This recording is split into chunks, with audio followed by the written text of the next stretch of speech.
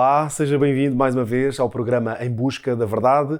Reunimos esta hora, como de costume, para mais alguns minutos de estudo da Palavra de Deus. Venha daí então para a descoberta do tema de hoje.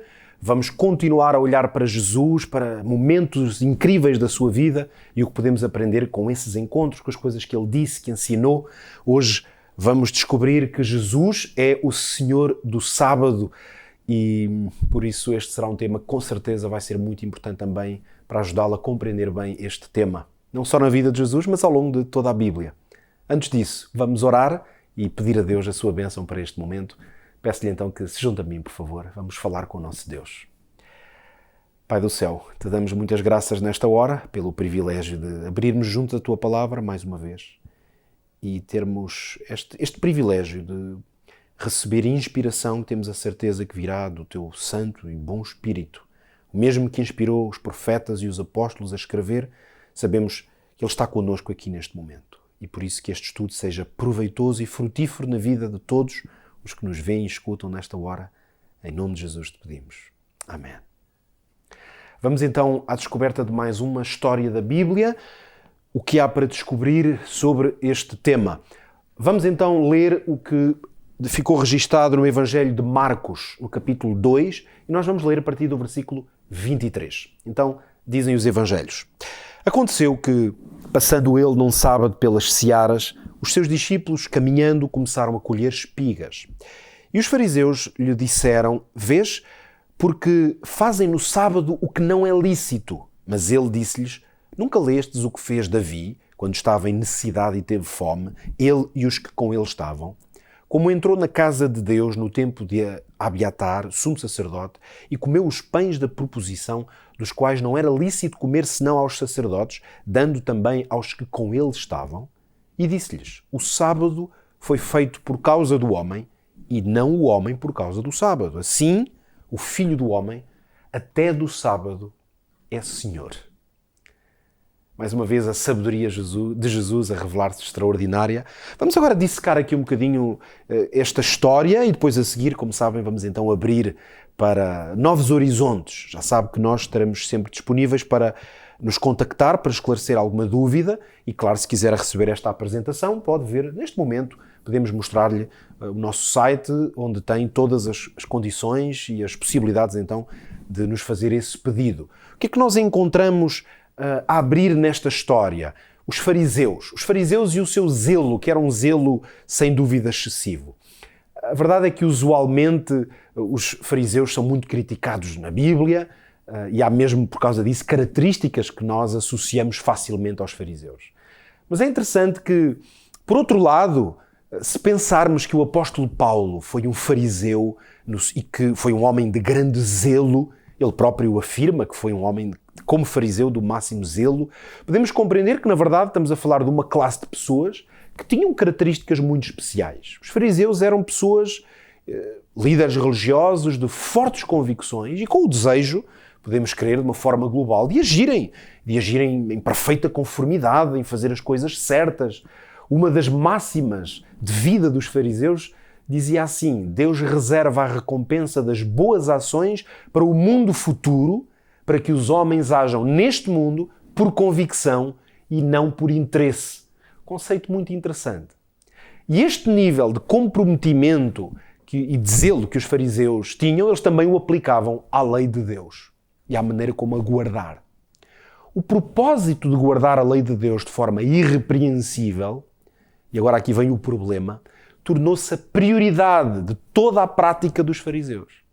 E foi assim que, com o passar do tempo, num zelo absolutamente radical e excessivo, associado a uma tradição oral muito forte, os fariseus foram responsáveis por aplicar e criar mesmo regras muito apertadas com o intuito de, se possível fosse, impedir que a lei fosse transgredida. Vou-lhe dar alguns exemplos. Só em relação ao quarto mandamento da lei de Deus, o mandamento do sábado, os rabis Yohanan e Simeon ben Laquish, eles fizeram uma análise e contabilizaram o número de regulamentos impostos que chegaram a um total de 1521. Portanto, estamos a falar de 1521 leis humanas escritas e pensadas para conseguir obedecer perfeitamente ao mandamento, mas que com o tempo passaram a ser vistas e apresentadas como tendo uma autoridade semelhante à própria Tora, a lei de Moisés, a Escritura.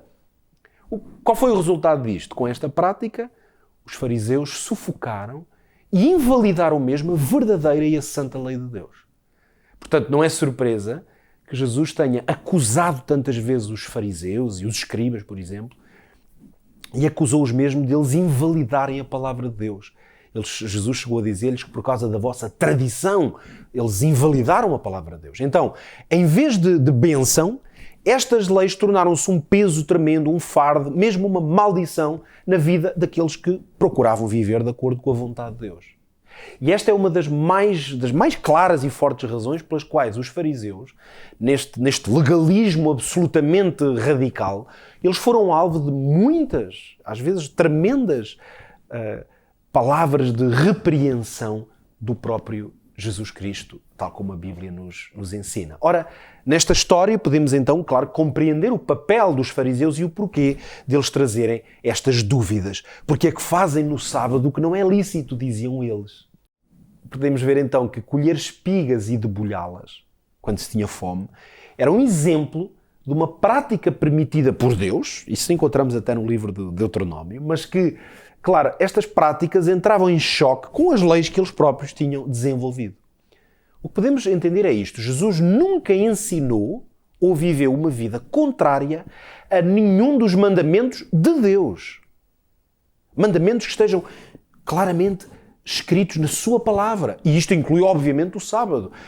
Já vamos analisar isto melhor, mas em muitas ocasiões ficou evidente o choque de Jesus entre o modo como os dirigentes religiosos, com as suas tradições humanas, o modo, dizia eu, como eles queriam que a lei fosse vivida e o modo como Cristo a ensinava. E aí é que estava o choque, porque Cristo ensinava a lei tal como pensada e escrita na Bíblia e livre desse fardo de preceitos humanos.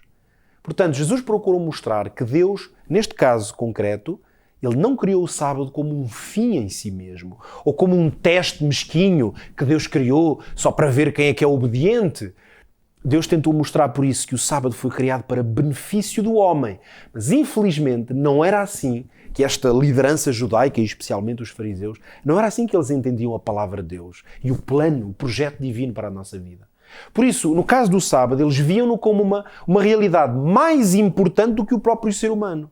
Logo, o que é que eles fizeram? Reduziram o mandamento a um conjunto de regras, a maior parte delas, claro, absolutamente negativas, e tornaram o sábado, portanto, um fardo muito difícil de viver. E por isso vamos encontrar, a propósito do sábado, este confronto. Porquê? Porque Jesus tem uma visão completamente distinta do sábado. Aliás, Jesus está na origem do próprio sábado, como o dia de descanso. E por isso Jesus afirmou-se como sendo o Senhor do sábado. Nota o seguinte: expressões como esta, o sábado foi feito por causa do homem e não o homem por causa do sábado. Ou esta expressão, porque o Filho do Homem é Senhor do sábado.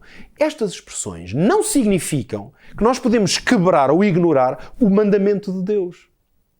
Quer um exemplo? A Bíblia também foi feita por causa do homem e não o homem por causa da Bíblia. E isto não anula a Bíblia. Entenda a lógica. Do mesmo modo que a salvação, quero ver este exemplo talvez ainda mais forte. A salvação, o plano da salvação de Deus foi feito para quem? Por causa de quem? Por causa do homem. Não foi o homem que foi criado por causa do plano da salvação.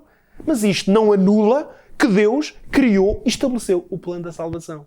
Portanto, dizer que o sábado foi feito por causa do homem e não o homem por causa do sábado, como disse Jesus, é na verdade um testemunho tremendo da importância do sábado e, sobretudo, do sábado estar ao serviço das mais profundas necessidades que nós, como seres humanos, temos e que Jesus conhece como ninguém.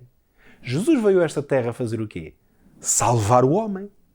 Temos falado, aliás, muito aqui nesta nossa temporada do Em Busca da Verdade, falado muito da salvação e do plano da salvação. Jesus veio salvar o homem. Jesus não veio à terra salvar o sábado. Deus não criou a excelência do sábado e depois então pensou assim, bem, agora eu preciso de alguém para guardar o sábado. Foi o contrário. Deus criou o ser humano E depois concedeu-lhe a bênção que é o sábado. Por isso é que dizer que Jesus até do sábado é o Senhor não põe em causa a natureza, a essência e o sentido do sábado. A Bíblia também diz que Deus é Senhor dos Senhores. Diz que Ele é o Senhor dos exércitos. A Bíblia diz que Deus, Cristo, é o Senhor dos reis. A Bíblia diz que Deus é o Senhor do céu, é o Senhor da glória, é o Senhor da paz. Veja, todas estas expressões não anulam nenhum destes predicados.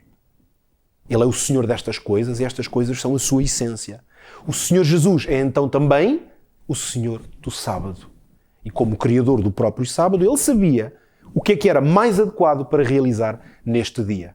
Por isso é que nós podemos afirmar, a partir desta história e desta análise que estamos a fazer, que Jesus é o melhor exemplo a seguir em relação ao sábado.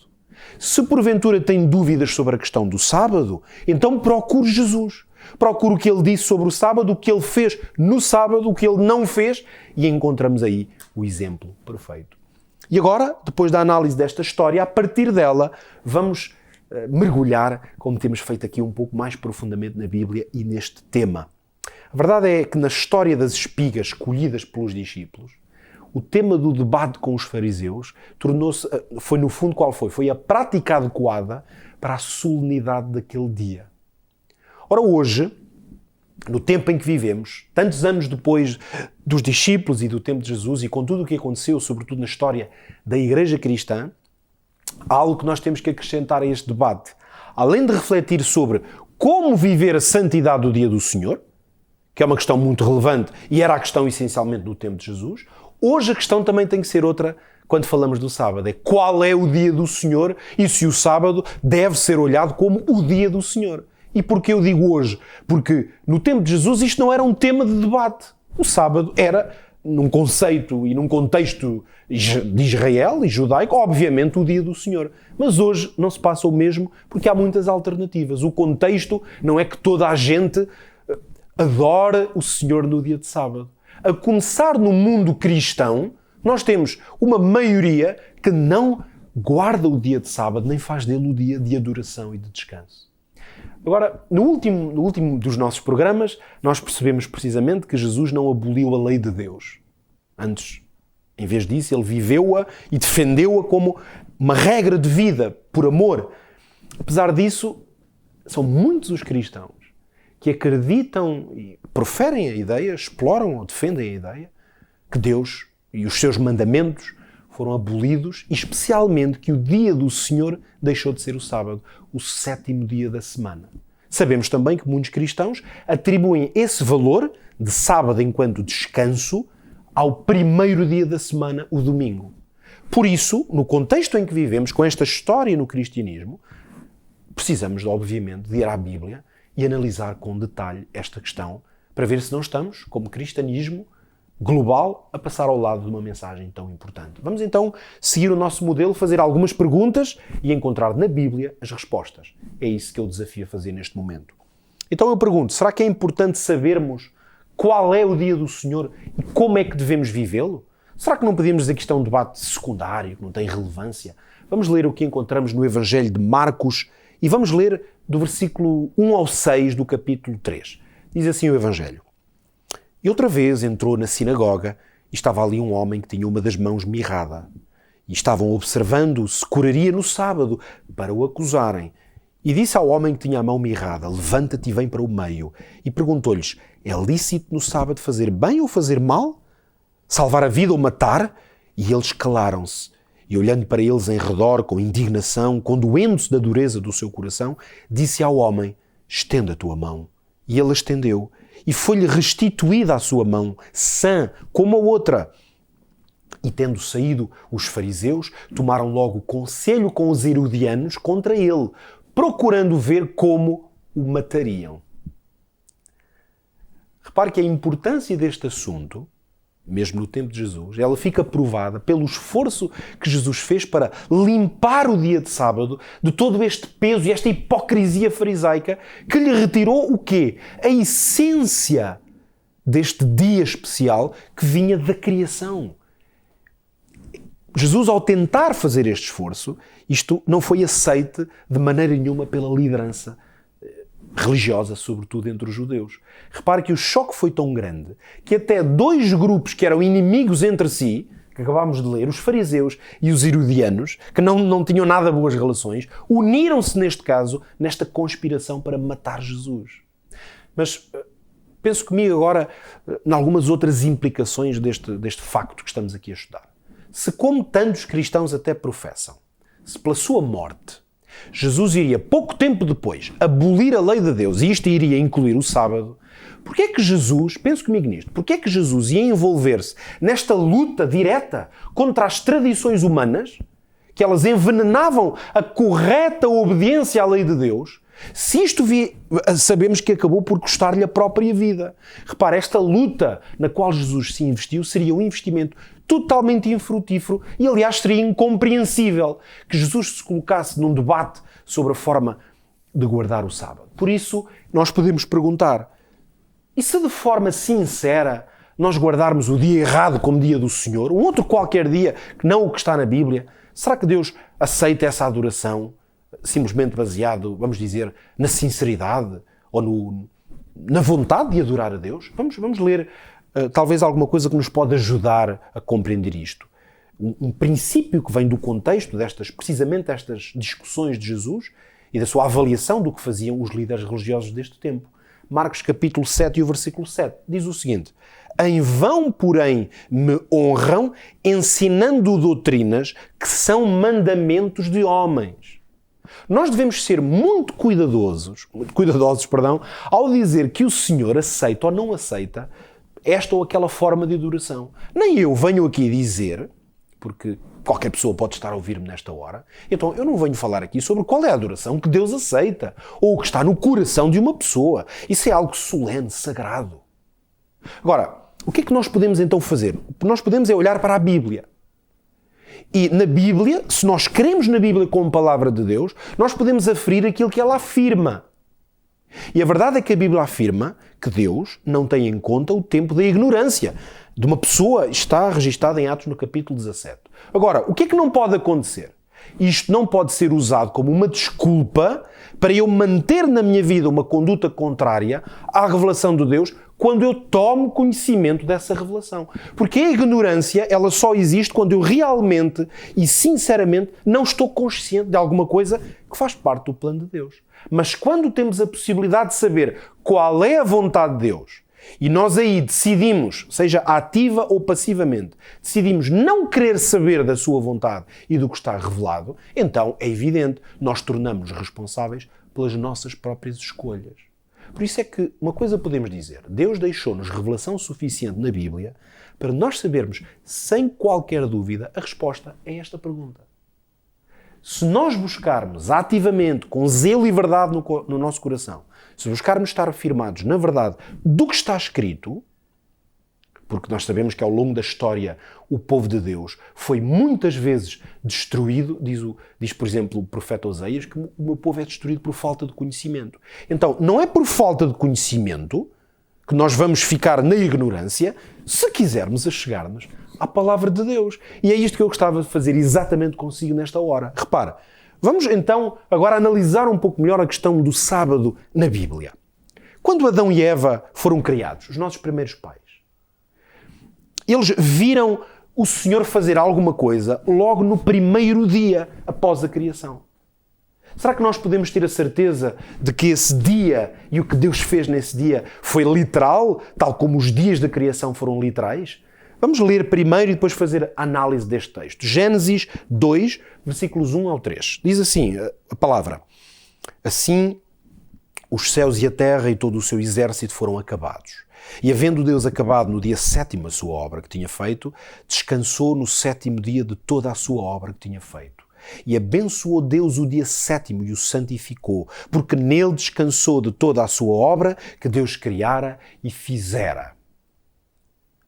Agora pense comigo, na sequência dos 6 dias da criação, em que Deus esteve ativo, o 7º dia deixou de ser mais um dia para ser um dia único ou exclusivo. Porquê? Porque ele foi tornado exclusivo no momento em que Deus o declarou abençoado, santificado, e em que o próprio Deus deu o exemplo e descansou da sua obra criadora. É evidente para qualquer pessoa que Deus não se cansa do ponto de vista humano, ele é o Deus todo-poderoso. Portanto, como é que podemos entender então a afirmação da Bíblia de que Deus descansou? Ela aplica-se ao facto de que Deus parou ou cessou a sua obra criadora. Nesse sentido, ele descansou, porque ele estava a fazer uma obra consecutiva em 6 dias e pausou de fazer essa obra quando? No dia de sábado, o dia 7º na sequência da criação. E nesse dia ele foi dedicado a contemplar, por um lado, e a desfrutar da obra que ele fez durante os primeiros 6 dias. É claro que não é possível pensar que Adão e Eva, que foram criados perfeitos, à imagem do Criador, não acompanharam o próprio Deus, Criador, nesta santificação e neste descanso do dia 7º. O exemplo de Deus, ele é tão ou mais normativo quanto um mandamento que o próprio Deus nos tenha dado. É claro que aqui no livro do Gênesis nós não lemos uma ordem, este texto que acabamos de ler não tem aqui uma ordem, se quiser, na forma de um mandamento. Isto, aliás, é muito simples de entender, porque na perfeita harmonia que havia neste momento, lembra-se que Adão e Eva tinham acabado de ser criados à imagem de Deus. Nesta perfeita harmonia entre Criador e criaturas, era absolutamente desnecessário dar uma ordem ou um mandamento tal, quero ver um exemplo, tal como seria desnecessário dizer a Adão que ele não podia matar Eva, a sua mulher. Também não está registado, não matarás a tua mulher. Era desnecessário porque a perfeita vontade de Deus estava escrita nos corações deste homem e desta mulher. Eles eram a imagem perfeita de Deus. Era-lhes agradável e era-lhes natural seguir o exemplo de ordem e de perfeição que Deus lhes tinha dado. Por isso, para este primeiro casal, era suficiente saber que Deus tinha abençoado e separado o 7º dia para que eles tenham, neste primeiro dia da sua vida, tenham desfrutado com Deus de um sábado, ou seja, de um descanso profundo, de um encontro restaurador com o seu Deus e com eles mesmos e com o contexto natural que os envolvia. Sempre que Deus abençoa e santifica, seja o que for, Deus faz isso para benefício das suas criaturas. Os 7 dias da criação, nós podemos entender claramente que são dias literais. Isto para responder ainda à pergunta que fizemos aqui. São dias literais de 24 horas. Por isso, não há absolutamente nada que nos possa dar indicação de que o relato aqui do Gênesis está a falar de eras ou períodos longos de tempo. Repare que na descrição dos 6 dias da criação, bem como na descrição do 7º dia, consagrado então ao descanso, o texto hebraico, no Gênesis, ele vai usar uma palavra, dia, que está traduzido por dia, mas que no original é a expressão yom, que de facto quer dizer literalmente dia. O texto não usa o termo aeon, que é outra alternativa no hebraico, que nesse caso poderia indicar eras ou tempos. Mas além disso, depois temos a expressão tarde e manhã, que é usada aqui no relato bíblico de Gênesis, quando fala da criação. Este tarde e manhã do primeiro dia, tarde e manhã do segundo dia, reforça este sentido literal da ordem numérica dos dias da criação. Então, o que é que retiramos daqui? Que a literalidade dos 7 dias da criação, ela é muito importante para compreender, de facto, a literalidade do próprio ato de criar, mas também é reforçada, sabe onde? Nas palavras que o próprio Deus deixou registadas no 4º mandamento. Daqui a pouco já vamos ler com mais detalhe. Mas o que aí ficou registado não deixa de nenhuma forma deixa dúvidas sobre se poderíamos estar a falar no Gênesis de dias que eram eras ou períodos de tempo. Repara o seguinte, o que é que o mandamento diz? O 4º mandamento, em Êxodo 20, diz: 6 dias trabalharás e farás toda a tua obra, mas o 7º dia é o sábado do Senhor teu Deus. Não farás nenhuma obra, nenhum trabalho, porque em 6 dias fez o Senhor os céus e a terra. Então pense comigo, se Deus ordena ao seu povo que trabalhe 6 dias e depois descanse no 7º dia, porque Ele fez o mesmo na criação, foi isto que Deus disse, então fica totalmente excluída a possibilidade dos 7 dias da criação não serem dias literais de 24 horas. Porque nesse caso, então o mandamento queria dizer o quê? Que nós trabalhávamos durante uma era e depois parávamos na 7ª era? É evidente que o próprio fundamento do mandamento aponta para dias literais. E agora vamos procurar aprofundar mais este tema. A maneira como estou a fazê-lo é levantar algumas das perguntas que globalmente são feitas e poderiam criar problemas à compreensão do sábado. Então eu pergunto, o sábado e toda a lei, poderíamos perguntar, ela não foi dada, a lei e o sábado não foram dados somente para o povo judeu? E no contexto do que aconteceu, quando Deus chamou a partir de Abraão o seu povo e lhes deu leis depois a partir de Moisés? Vamos ver o que a própria Bíblia e o Antigo Testamento revelam sobre isto através dos seus profetas. Vamos ler aqui 2 textos já seguidos. Deuteronômio 5:3, palavras de Moisés, na revelação a Moisés, e depois ao profeta Isaías, no capítulo 56. O texto diz assim, primeiro texto, não com nossos pais fez o Senhor esta aliança, mas conosco, todos os que hoje aqui estamos vivos. E depois Isaías diz, e aos filhos dos estrangeiros que se unirem ao Senhor para o servirem e para amarem o nome do Senhor e para serem seus servos, todos os que guardarem o sábado, não o profanando, e os que abraçarem a minha aliança. Sabermos com quem Deus fez uma aliança, mas isso nós sabemos. A questão é, quem é que Deus queria alcançar com esta aliança e com este pacto com o seu povo? Lembre-se, por exemplo, Deus chamou Abraão. Mas o que é que ele desejou fazer com Abraão? Abençoar todas as famílias da terra. É isto que está registado em Gênesis no capítulo 12. Da mesma forma, apesar do povo hebraico, o povo judeu, ter recebido a revelação da palavra de Deus, ela deveria ser partilhada e proclamada aos que não eram judeus. Podemos pensar no plano da salvação. O plano da salvação foi apresentado e foi manifestado a Israel. Mas ele não era para Israel. O plano da salvação é para toda a humanidade, porque Deus amou o mundo de tal maneira que deu o seu Filho unigênito. Mas esse plano foi sendo revelado aos profetas de muitas maneiras. Assim, repare, quando nós recebemos a palavra de Deus como uma herança do povo judeu, uma herança de Israel, o que é que nós recebemos com essa herança? Todas as verdades que essa herança abrange. E isso inclui, obviamente, a lei de Deus. Pelo profeta Isaías, o Senhor chamou, já lemos aqui de forma muito clara, os estrangeiros, ou seja, aqueles que não pertenciam realmente às fronteiras, até se quiser ao sangue de Israel. Deus chamou essas pessoas à experiência da sua aliança e, como foi a experiência da aliança, ele deu um particular destaque aqui, é o sábado, porque era uma parte importantíssima da aliança que Deus estabeleceu com o seu povo. Uma coisa que é muito importante compreendermos, eu posso formular assim, a associação de verdades cristãs a verdades que já tinham sido reveladas a Israel pelos profetas, de forma até surpreendente, muitas vezes é vista de uma maneira crítica entre os cristãos ou o mundo cristão. Mas nós temos que nos lembrar que nós, pela própria Bíblia, os cristãos, somos chamados a ser o quê? Israel espiritual. Nós não somos chamados a ser pagãos espirituais. As verdades bíblicas, tal como reveladas por Deus aos profetas, elas não deixaram de ser verdades porque o povo de judeu recebeu essas verdades da parte do Senhor, muito menos porque eles as praticaram e as viveram. Os perfeitos desígnios de Deus para o seu povo, ou seja, o que Deus deseja para aqueles que o amam e que escolhem viver em aliança com Ele, esses planos não deixaram de ser perfeitos para a Igreja cristã ou porque nos designamos como cristãos. Repara, é uma questão de lógica, mas também de coerência na leitura da Bíblia. Nós somos chamados a manter estas verdades e, mais do que isso, nós somos chamados a aprender a não tropeçar onde Israel falhou. Porque se Israel deixou de ser o povo de Deus, isso está muito claro na Bíblia, porque falharam no cumprimento dessa aliança. Não porque Deus se tenha enganado nos preceitos dessa aliança. E o sábado foi claramente feito para o homem, não para os judeus.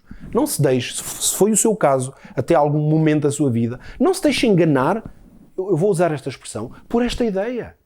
Porque Jesus deu o próprio testemunho de Ele ser o Senhor do sábado. E o relato da criação, que nós já lemos, esclarece-nos sobre o facto do sábado ter sido feito para o homem, o ser humano, a raça humana.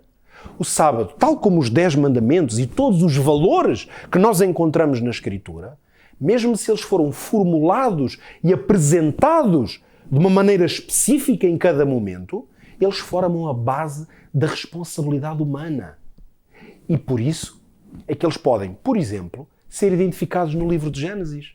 É um exercício interessante. Talvez não vamos fazer aqui por uma questão de tempo, mas nós, se formos ler ao Gênesis, no período que chamamos o período patriarcal, que vai, no fundo, entre o primeiro homem, Adão, e até Moisés, e apanha ali, claro, grandes homens como Abraão e os seus filhos, Abraão, Isaac, Jacó, e mesmo antes, Noé. O que nós vamos encontrar, tal como no Novo Testamento, que, por exemplo, os preceitos da lei de Deus, dos 10 mandamentos, já estavam presentes ao longo desse tempo. E nós conseguimos encontrar isso em diversas histórias e momentos. Porquê? Porque os valores deste princípio de pacto entre Deus e os homens, esses valores não se alteraram com o tempo. Agora, podemos perguntar, que contexto é que foi dado pelo próprio Deus, escrito pelo seu dedo, quando foi concedido ao homem o 4º mandamento? Este princípio, este contexto, ele é revelador da universalidade do sábado. É interessante que algumas pessoas olham para os mandamentos, e em particular para o sábado, e procuram fazer uma associação com um contexto, mais uma vez, judaico, mas se nós lermos o mandamento, sabe que às vezes há uma diferença grande entre ouvir o que as pessoas dizem sobre qualquer coisa que está na Bíblia e depois ler o que está escrito. E às vezes é tão simples e tão claro. Eu vou mostrar-lhe isto. Leia comigo o Êxodo no capítulo 20, estamos no coração da lei de Deus, a partir do versículo 8 e até ao versículo 11. Diz assim: lembra-te do dia do sábado para o santificar. 6 dias trabalharás e farás toda a tua obra, mas o 7º dia é o sábado do Senhor teu Deus. Não farás nenhuma obra, nem tu, nem teu filho, nem tua filha, nem o teu servo, nem a tua serva, nem o teu animal, nem o teu estrangeiro que está dentro das tuas portas. Porque em 6 dias fez o Senhor os céus e a terra, o mar e tudo o que neles há, e ao 7º dia descansou. Portanto, abençoou o Senhor o dia do sábado e o santificou. O que é que nós percebemos sobre contexto quando lemos o mandamento? O seguinte, que nos 10 mandamentos, a lei moral, a lei eterna estabelecida por Deus, o sábado foi instituído com base na sua ligação à obra da criação. É esse o contexto do sábado, mesmo na lei de Deus. O Senhor então fundamentou a ordem para descansar e santificar o sábado numa dimensão universal, precisamente para que ninguém pudesse dizer a partir do mandamento que ele tinha um contexto particular. Se o próprio Deus determinou o sábado como um mandamento que deve ser guardado porque ele é um memorial da obra divina de criação, o que é que isto quer dizer? Que ele inclui todos os homens em todos os tempos, por uma razão muito simples, porque todos os homens em todos os tempos foram criados por Deus. Logo, a criação não é uma referência ou um contexto que diga respeito a um povo ou a algum homem em particular. E agora vamos completar esta ideia com a seguinte pergunta. Para além de memorial de criação, que acabámos de ler aqui, que outro propósito especial é que Deus teve ao conceder o sábado ao seu povo? E isto vamos descobrir em Ezequiel, profeta Ezequiel, no capítulo 20, vamos ler o versículo 12 e depois o versículo 20. Acompanhe-me então aqui nesta leitura do profeta. E também lhes dei os meus sábados para que servissem de sinal entre mim e eles, para que soubessem que eu sou o Senhor que os santifica. E santificai os meus sábados, e servirão de sinal entre mim e vós, para que saibais que eu sou o Senhor vosso Deus. Então, Israel, como uma nação eleita ou escolhida, Israel recebeu da parte de Deus vários sinais e vários atributos especiais, mas note que nenhuma destas instituições, que eram várias, identificava tão claramente, ou distinguia tão claramente Israel de outras nações pagãs, como foi o caso do sábado. que era uma coisa que não tinha paralelo em qualquer povo, cultura ou expressão mesmo religiosa. A observância do sábado proclamava este povo como os adoradores do Deus verdadeiro, o Deus vivo. E por isso era um sinal de quê? De separação. Separação em relação a quê? Isto é muito importante agora que repare. Separação em relação à idolatria. Ou seja, a adoração a falsos deuses. Por isso o sábado era um sinal, porque ele manifestava uma ligação exclusiva ao Deus Criador, não aos deuses que eram criaturas humanas, na verdade. Agora, infelizmente, parte dos propósitos e das bênçãos idealizadas por Deus para o sábado, o que é que aconteceu? Foram perdidas. Sim, foram perdidas com o tempo e, como nós já analisámos hoje aqui, aliás, na história de Jesus com os fariseus, foram perdidas naquelas exigências de leis que eram puramente humanas. Quais foram as consequências disto? É que, como a maneira de observar o sábado foi pervertida, a observância do sábado passou a refletir o caráter de homens que eram egoístas e arbitrários na sua maneira de pensar e de agir. E então o sábado, na prática do próprio Israel, passou a representar estes homens em vez de representar o quê? Ou refletir o caráter altruísta do Deus. Um Deus de amor que quer o bem das suas criaturas. Por isso, agora podemos entender melhor que Jesus assumiu esta obra e até esta luta de esclarecer e dissipar estas falsas concepções sobre o sábado. Porque agora penso comigo, na verdade, são falsas concepções sobre o próprio Deus. Ora, foi o que aconteceu na história que nós lemos aqui, a tal história das espigas que nós hoje estudamos. Embora os líderes judeus tratassem Jesus com esta hostilidade que nós sabemos, Jesus nunca se conformou com estas práticas e estes enganos. E por isso é que ele deu um exemplo sobre como é que se deve guardar o sábado de acordo com a vontade e os valores estabelecidos por Deus. Então, Jesus veio fazer o quê? Com a sua visão e a sua prática do sábado. Contribuir para restaurar a beleza original do dia do Senhor. E ao fazer esta restauração, Jesus estava também, portanto, a restaurar uma imagem do próprio Deus. Porque é isso que está refletido no mandamento do sábado. Agora, será que nós temos alguma evidência de que o sábado continuou a ser guardado depois da morte de Jesus, mesmo depois de Jesus ter partido desta terra?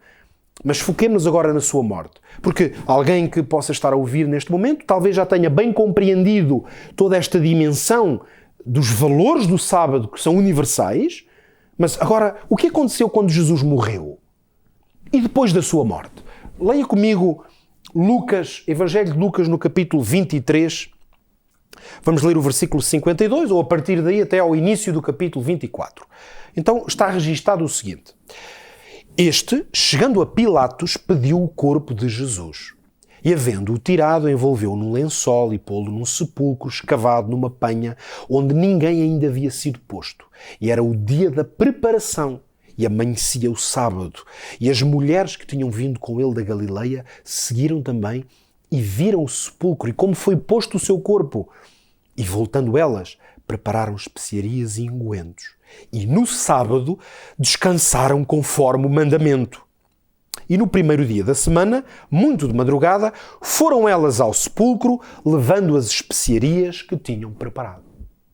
Agora pense comigo no seguinte. Jesus morreu numa sexta-feira. E essa sexta-feira era designada como o dia da preparação. Aliás, isso está aqui registado no versículo 54. Ainda na sexta-feira, o que é que estas mulheres fizeram? Saíram para preparar estas tais especiarias ungüentos que serviam para perfumar o corpo dos defuntos. Se fosse suposto a morte de Jesus abolir os mandamentos, e especialmente o mandamento do sábado, porque muitos acham que aboliu o sábado, não os outros, se isso fosse suposto, pense comigo por um instante, então Jesus não teria pregado, antecipado e ensinado sobre esse facto tão importante para que os seus seguidores, aqueles que andaram com ele durante o seu ministério, soubessem. Quando eu morrer, podem esquecer os mandamentos e o sábado. Mas o que é que aconteceu agora? Diante da sua morte, os discípulos, em vez disto que aconteceu, os discípulos não deviam ter dúvida sobre o que fazer. Isto se Jesus lhes tivesse indicado que o sábado, depois da sua morte, estaria abolido. A única coisa importante era a preparação do corpo. Era a única coisa que importava, era o corpo de Cristo, o Mestre. Só que está escrito que no sábado eles repousaram. E não foram tratar do corpo. Ora, não foi por ignorância. E eu quero que reflita comigo no seguinte. O Evangelho de Lucas é escrito por Lucas, o médico, o evangelista, e ele vai escrever este livro, este Evangelho, quando? Anos mais tarde. E esses anos mais tarde, estamos a falar já completamente na era cristã, com a igreja cristã já a desenvolver-se ainda no seu início. E quando Lucas escreve o Evangelho, ele escolheu escrever que descansaram no sábado conforme o mandamento da lei de Deus. Ora, nós sabemos, como diz o apóstolo Paulo, toda a Escritura é divinamente inspirada e é proveitosa para nós, para nos ensinar. Por isso nós podemos ficar seguros de que os mandamentos de Deus não foram cravados na cruz. Porque se os seguidores de Cristo tivessem sido ensinados a pararem de guardar o sábado, ou mesmo a parar de guardar a lei de Deus, muitas disputas haveria sobre esse assunto na Bíblia. Basta pensar no que é que isso seria debatido, por exemplo, no contexto da igreja cristã, à medida que ela se ia desenvolvendo. No entanto, a Bíblia tem um silêncio total sobre esse debate. Veja exemplos. Nós lemos na Bíblia, nas cartas dos apóstolos, por exemplo, no livro de Atos, nós lemos disputas sobre se os seguidores de Cristo deviam ou não praticarem a circuncisão, ou se deviam manter festas cerimoniais. Temos também disputas e informação na Bíblia sobre a questão do uso de carnes sacrificadas aos ídolos, isto no caso dos pagãos. Ora, tanto estes e outros temas, nós conseguimos identificar que fazia parte realmente dos problemas práticos da igreja cristã. Mas já reparou que não há discussões na Bíblia sobre se os seguidores de Cristo deveriam deixar de obedecer aos 10 mandamentos, à lei moral de Deus? Mas mais, com frequência, a Bíblia diz que os apóstolos iam às sinagogas judaicas, e iam no dia de sábado. Mas, se Jesus tivesse abolido essa prática de usar o dia de sábado para a adoração, porque é que eles haviam de dar um mau testemunho e influenciar mal os seus irmãos cristãos indo à sinagoga nos sábados? Mais valia não o fazerem. E quando não havia sinagogas, o que é que a Bíblia diz? Que havia o costume de cumprir a palavra de Deus. Essa palavra impunha-se. Por exemplo, a Escritura diz, no dia de sábado, saímos fora de portas para a beira do rio, onde costumava fazer-se oração. E o livro de Atos, no capítulo 16, diz que nessa ocasião, que eu estou agora a citar, eles assentaram-se e começaram a falar às mulheres que ali se juntavam. Portanto, veja como é importante perceber que este debate do sábado ele não existia. Não existia porque Deus não deu, Jesus não deu nenhuma indicação para que ele deixasse de ser o dia do Senhor. Mas nós podemos ir mais longe. E vamos mais longe com esta pergunta. Será que Jesus fez alguma afirmação profética, ou seja, acerca do futuro, que traga luz sobre a questão do sábado? Com certeza que fez. Vamos ler Mateus no capítulo 24 e no versículo 20. Pequeno texto, dentro do grande discurso profético de Jesus, quando os discípulos lhe perguntaram que sinais haveria daquelas coisas do templo ser destruído, porque Jesus profetizou que o templo de Jerusalém seria destruído, e também profetizou acerca dos sinais da sua vinda. Nesse grande discurso, Jesus disse o seguinte, Mateus 24, 20, orai para que a vossa fuga não aconteça no inverno nem no sábado. Então penso comigo nisto. Se o mandamento do sábado tivesse sido abolido na morte de Jesus, porque é que esta exortação profética, então, faria sentido? Uma exortação que advertiu os cristãos e preparou-os para um acontecimento que viria a ter lugar no ano 70 depois de Cristo. Nós hoje sabemos isso pela história. Repare, estamos a falar quase 40 anos depois da morte de Jesus. Porque é que Jesus tinha que referir-se ao sábado num acontecimento que seriam décadas depois? Isto mostra uma coisa evidente, que para Jesus havia uma coisa que era muito clara. É que os seus seguidores, 40 anos depois, guardariam o dia de sábado. E por isso ele falava do sábado como um desejo que não acontecesse nesse dia. Agora, podemos ainda perguntar, mas será que os cristãos não podem atualizar, vamos dizer assim, Mas já percebemos que não há propriamente uma razão para anular o dia de sábado, mas será que os cristãos não podem afirmar que o domingo se tornou o dia do Senhor? Se calhar até podíamos pensar que a ressurreição, que é realmente algo de extraordinário e tão importante para a fé cristã, podíamos dizer talvez que o domingo se tornou o dia do Senhor em memória da ressurreição. E nesse caso, não há problema nenhum, poderíamos dizer, não haveria mal, substituíamos o sábado, podemos manter o mesmo princípio de descansar um dia, mas fazemos no domingo e substituímos o sétimo dia, que é uma coisa mais do passado. Mas eu proponho então, nesse caso, entender pela Bíblia se nós podemos atribuir à ressurreição, digamos, um valor simbólico que nós achemos que fica interessante. Não o podemos, nem precisamos de o fazer. Porque o apóstolo Paulo escreveu aos Romanos, capítulo 6, e disse o seguinte, a partir do versículo 3, vamos ler agora. Ou não sabeis que todos, quando fomos batizados em Jesus Cristo, fomos batizados na sua morte? De sorte que fomos sepultados com ele pelo batismo na morte, para que, como Cristo foi ressuscitado de entre os mortos, pela glória do Pai, assim andemos nós também em novidade de vida. Porque se fomos plantados juntamente com ele na semelhança da sua morte, também o seremos na da sua ressurreição. O que é que podemos entender então destas palavras? Que de acordo com o texto bíblico e o ensino claro do apóstolo Paulo, o memorial da ressurreição de Jesus não é o domingo, é o batismo. Na Bíblia, o dia de domingo, ele é designado como o primeiro dia da semana, até porque o termo domingo, ele não tem uma origem bíblica. Historicamente tem uma origem que nós podemos identificar de onde vem o termo domingo. Logo, não há qualquer apoio bíblico, isto é que é importante, por isso é que estamos em busca da verdade na Bíblia, não há apoio bíblico para a santificação do domingo. Existem algumas passagens na Bíblia, por exemplo, que relatam encontros no primeiro dia da semana. Encontramos isto em Marcos, em Mateus, em João, em Lucas. Estes textos relatam a ressurreição e a ida ao sepulcro. Portanto, referem-se não a reuniões ao domingo, mas neste caso textos sobre a ressurreição e a ida dos discípulos ao sepulcro. Depois, em João, no capítulo 20, o que é que nós temos? Os discípulos reunidos e ainda incrédulos sobre tudo o que tinha acontecido. E sobretudo o que tinha acontecido com a ressurreição. Mais à frente, no livro de Atos, nós vamos encontrar textos que nos falam de, por exemplo, no Atos capítulo 20, fala-nos de uma reunião que aconteceu para partir o pão. Mas algumas pessoas podem esquecer que a prática de partir o pão era diária. Foi isso que Atos, no capítulo 2, por exemplo, registra. Que todos os dias esse partir do pão era feito. Logo, também aconteceu no primeiro dia da semana. Por isso a Bíblia registra que no primeiro dia da semana o pão foi partido com irmãos. Isso podia acontecer, na verdade, em qualquer dia. Uma outra passagem ainda, o apóstolo Paulo referiu-se que ele iria partir no dia seguinte e então estendeu uma reunião até à meia-noite e depois reunidos depois do pôr do sol de sábado, e portanto isto marcava o quê? O fim de um dia e o começo do outro. E por isso é que, em algumas Bíblias, nós vamos encontrar, em vez de dizer o primeiro dia da semana, eles dizem até sábado à noite ou sábado ao pôr do sol. Isto para, se alguém pudesse dizer, aqui está um encontro em que o apóstolo Paulo está a pregar ao domingo. O que é que nós concluímos desta análise global?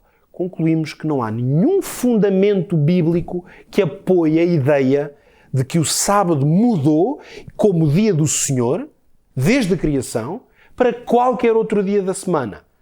E isso inclui, obviamente, o domingo, o primeiro dia da semana.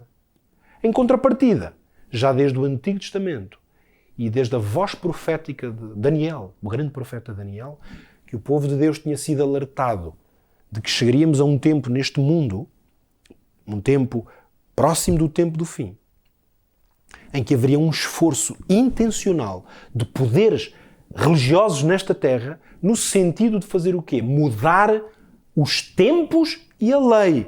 Foi exatamente isto que historicamente aconteceu. O velhinho profeta Daniel dizia que um grande poder iria proferir palavras contra o Altíssimo, iria destruir os santos do Altíssimo e iria cuidar em mudar tempos e lei.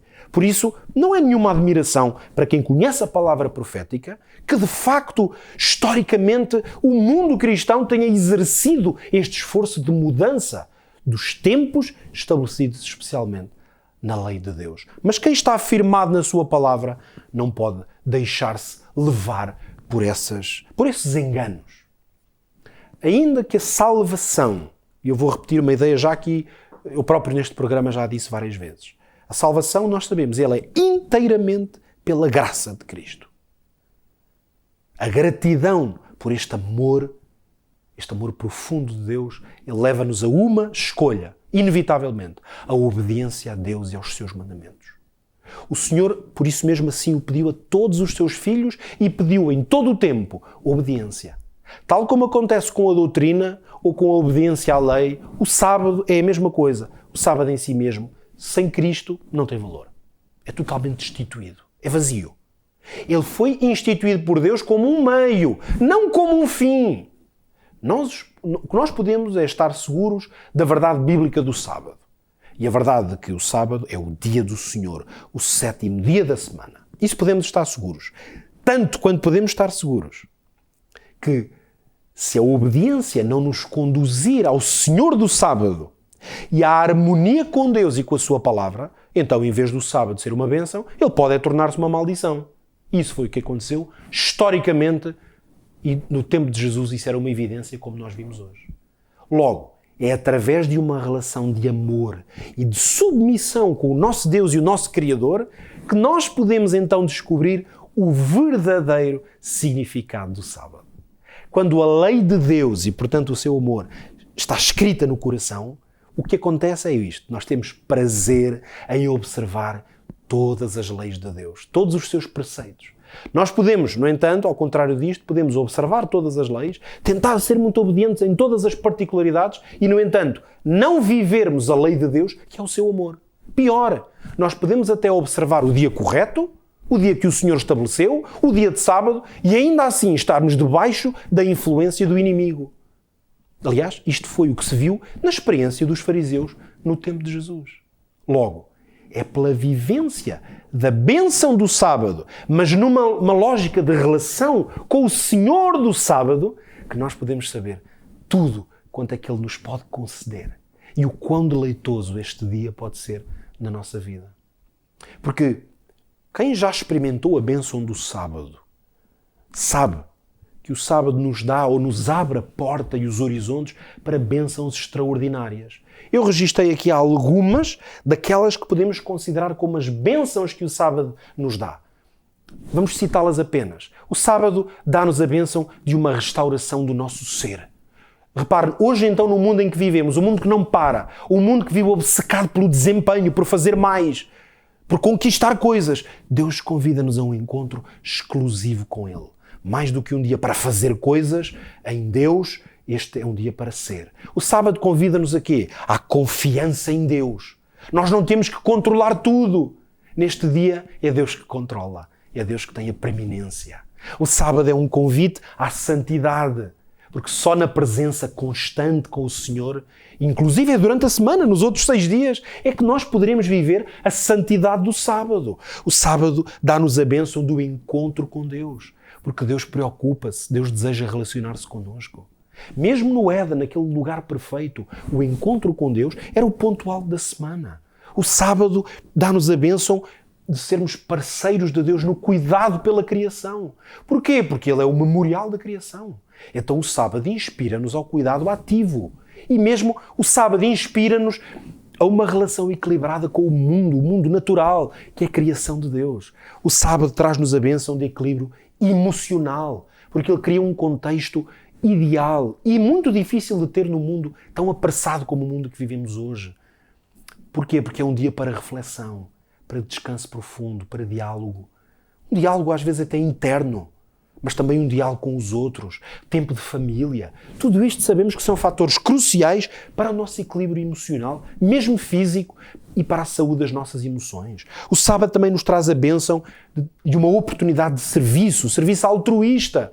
Por isso é que Cristo é o melhor exemplo para nós de como é que se devem viver estas horas sagradas e vivê-las numa lógica de serviço, de disponibilidade aos outros. Não apenas para receber bênçãos, como se fosse um dia para nos sentarmos e recebermos. É um dia de ser uma bênção, tal como Jesus foi para tantas pessoas.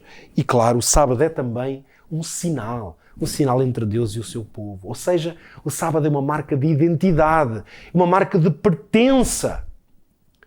Nos últimos dias da história deste mundo, que profeticamente estamos a viver, nós sabemos que Deus enfatiza a importância e a necessidade de nós observarmos o sábado.